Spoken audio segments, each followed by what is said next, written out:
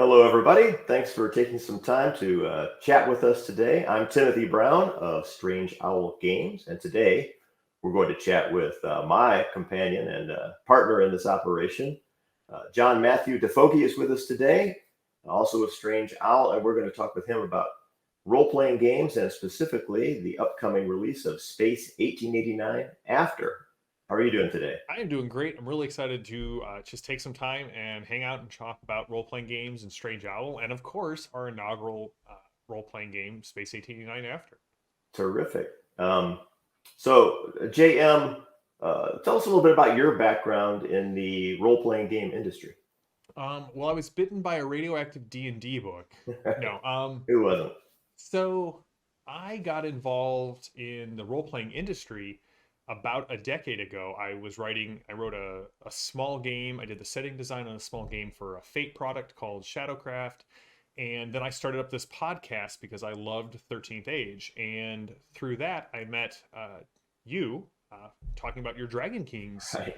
uh, Kickstarter that was going on and had a 13th Age supplement. And then we started talking about games and game design. And slowly but surely, you have pulled both Trisha and I kind of into the orbit of the gaming industry. And now we've got our own company, Strange Owl Games. I also published a trio of role playing books for a game called Jackals, a Bronze Age sword and sorcery game through Osprey. But now I'm focusing most of my time on Strange Owl Games, being the lead designer. There's a lot to do as the lead designer of Strange Owl Games.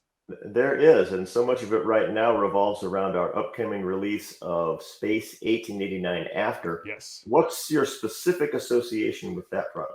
So I have been involved in doing a final rules pass and reading of the book. I've done a lot of play testing to make sure that things work the way that the writer intended, and have been involved in sort of tweaking things for clarity. I've done art direction on it, and we're now making our big push to get everything put together for the launch of the Kickstarter here in a couple of months.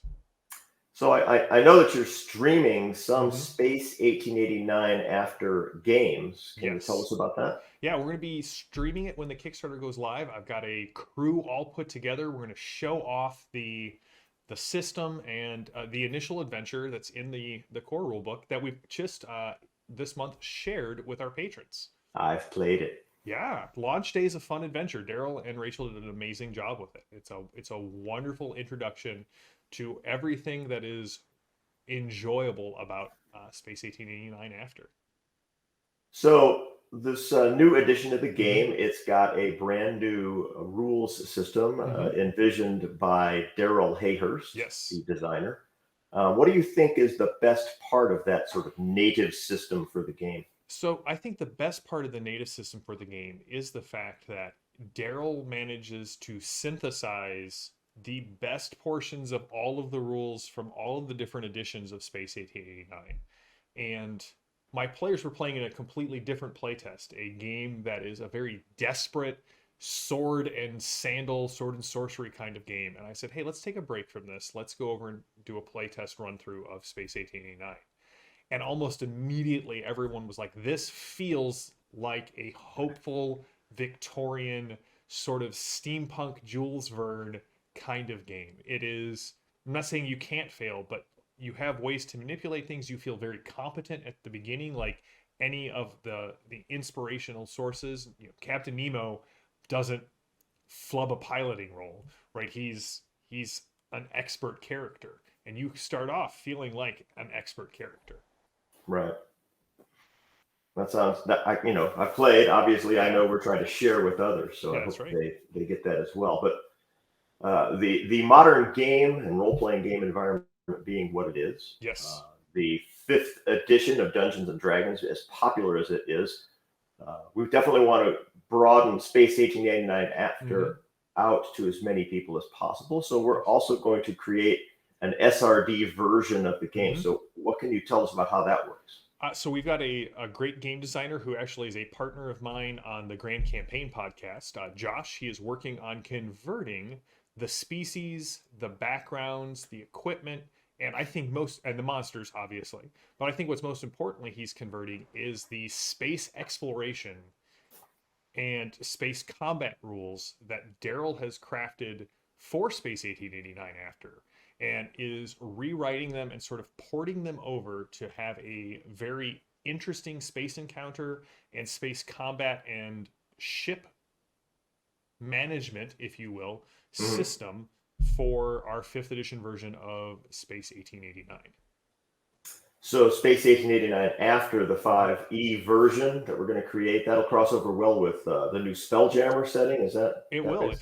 If you want to take, you'll be able to lift basically anything out of Space 1889 After's 5th edition conversion and use it in your own 5th edition games. If you want to have Spelljammers come into a Victorian Earth-like setting, if you want to take your ether flyers through a strange rift beyond the asteroid belt and have them encounter mind flayers, can I say mind flayers? Mind flayers ships, strange tentacle being ships uh, in the vastness of space, you're going to be able to do that. And if you want them to have sort of interesting encounter tables and interesting space combat rules, you're going to be able to take all of that and port it directly over into your 5th edition game.